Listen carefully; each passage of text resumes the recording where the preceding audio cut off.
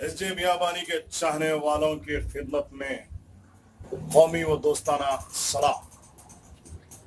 आज डिमोनेटाइजेशन के 50 दिन मुकम्मिल हो चुके हैं।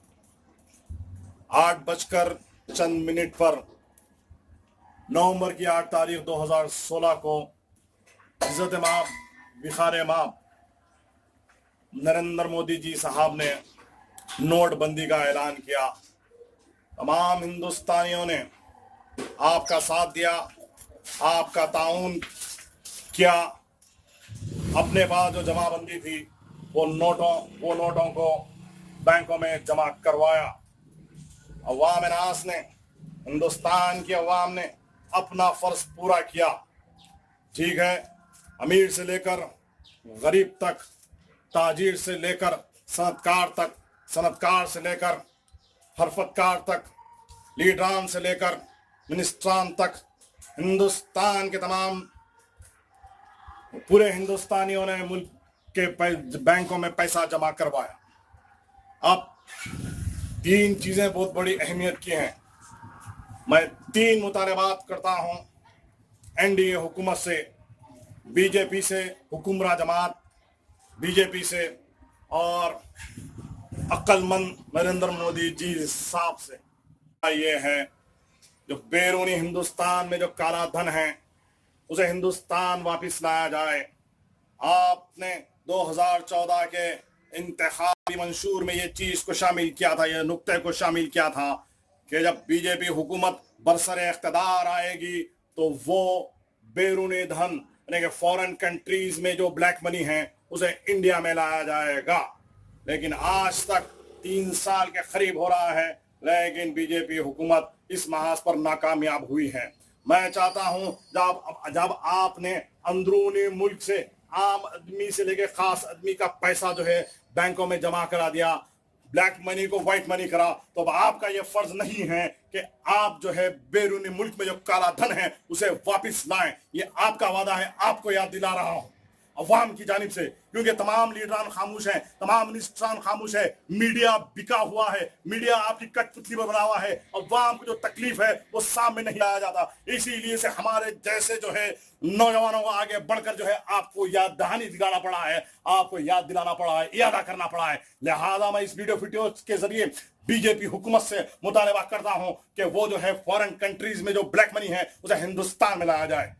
दूसरा हमारा मुतालबा यह है, आपने तो गरीब आदमी से लेके अमीर आदमी, फकीर से लेकर तवंगर सबका पैसा बैंकों में जमा करवा लिया।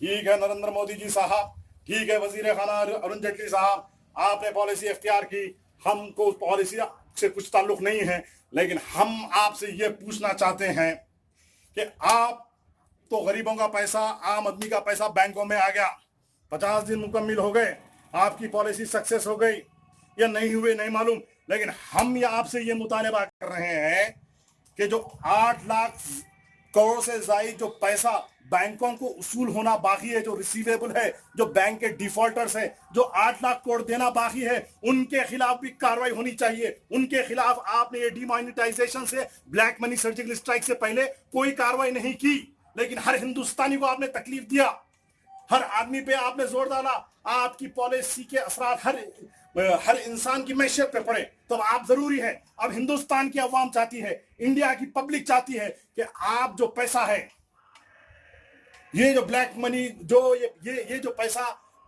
आपको बैंकों को उसूल होना है, रिजर्व बैंक ऑफ इंडिया को डिफॉल्टर जो पैसे देना है, उसके उसूल करने के लिए आप फौरी जो है कार्रवाई शुरू कीजिए और उनके पास से पैसा वसूल कीजिए।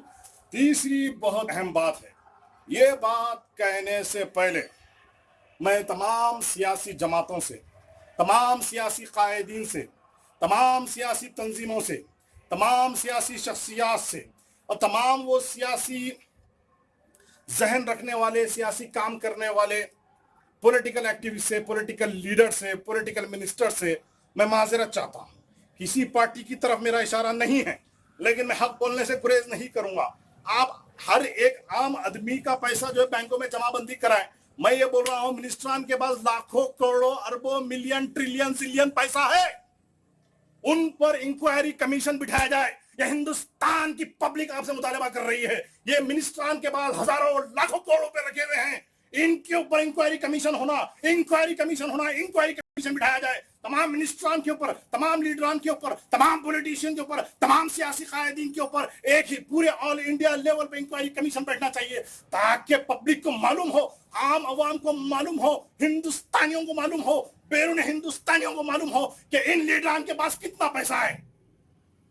ये जरूरी है।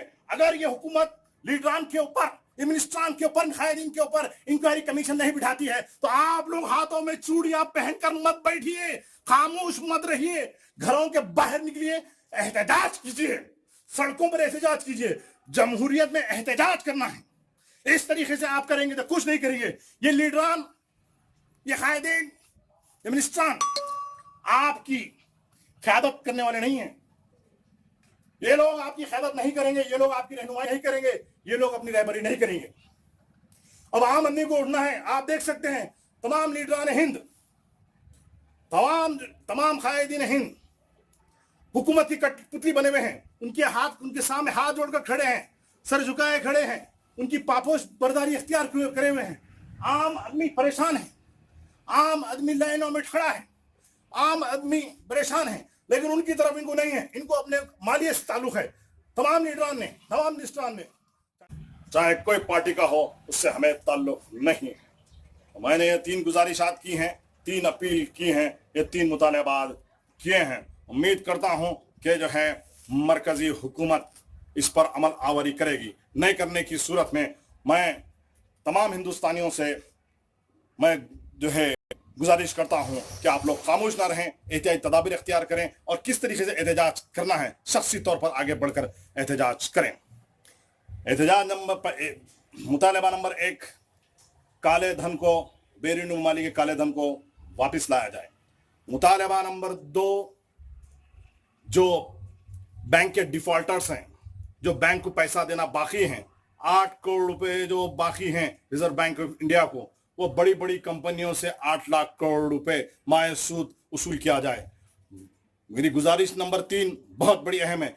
ऑल इंडिया लेवल पर जितने पॉलिटिशियंस हैं, मिनिस्ट्रान हैं, लीडरान हैं, कायदीन हैं, जितना पॉलिटिकल मैकेनिज्म है, इनके ऊपर ऑल इंडिया इंक्वायरी कमीशन बिठाया जाए। ऑल इंडिया इंक्वायरी कमीशन बिठाया जाए। फिर एक बार कह रहा हूं, ये तमाम मिनिस्ट्रान के गैर महसूब दौलत के लिए, गैर महसूब असासजात के लिए, गैर महसूब इमलाक मालूम करने के लिए, गैर महसूब जायदाद को मालूम करने के लिए, चाहे वो सोने की शक्ल में हो, चांदी की शक्ल में हो, हीरे की शक्ल में हो, मनखूला हो या गैर मनखूला हो, मूवेबल हो या इमूवेबल हो, इनके एक एक पेन को तक आप जांच कीजिए। इनके तमाम चीजें जांच करके पूरे हिंदुस्तान के मंजरान पर लाइए। ये है हमारे हिंदुस्तान के कायदीन, ये है हमारे हिंदुस्तान के लीडरान, ये है हमारे हिंदुस्तान के हुक्मरान जो लाखों करोड़ों खरबों रुपए के मालिक है, और आम आदमी भूखा है, प्यासा है, तड़प रहा है, बेरोजगारी में है, मुफलिसी में है, गुर्बत के दायरे में है। आधा हिंदुस्तान को 3 टाइम खाने के नहीं है। आधे से ज्यादा नौजवान बेरोजगार हैं, हमारे माए जिस्म बेचने के तक मजबूर हैं। सरकारी अस्पतालों का हाल देखिए, हाल क्या है, गवर्नमेंट हॉस्पिटल्स का आप हाल देखिए, वहां पर क्या है। अरे हमारे पास इंफ्रास्ट्रक्चर नहीं है, सही मेडिकल जो है एमिनिटीज नहीं है, उसके बावजूद अगर नहीं किया जाए। मैं चाहता हूं ये लीडरान के पास जितना पैसा है, जितना इनके पास डिसअप्रोप्रिएट असेट है, वो सामने आए। आप हुकूमत चाह रही थी कि आम आदमी के पास कितना पैसा है, और अब हिंदुस्तान की अवाम चाहती है कि मिनिस्ट्रान के पास या लीडरान के पास, कायदीन के पास कितना पैसा है, इनके ऊपर भी कोई जो है स्कीम निकाली जाए, इनके ऊपर भी जो है ऑल इंडिया इंक्वायरी कमीशन बनाया जाए। एक एक लीडरान को पटक पटक कर, छांट कर, खंगाल कर एक एक रुपया निकाल के बताइए कि कितना है। जब हिंदुस्तान जो भ्रष्टाचार से, करप्शन से, हर चीज से साफ होगा। ये जावेद की आवाज नहीं है, ये बियाबानी की आवाज नहीं, ये पूरे हिंदुस्तान की आवाज है। ये मैं दिल से कह रहा हूं इंशाअल्लाह ताला। और एक नरेंद्र मोदी जी साहब, आखिरी रिक्वेस्ट, आपने तो 1,14 करोड़ रुपए जो है माफ कर दिए बड़ी बड़ी कंपनियों को।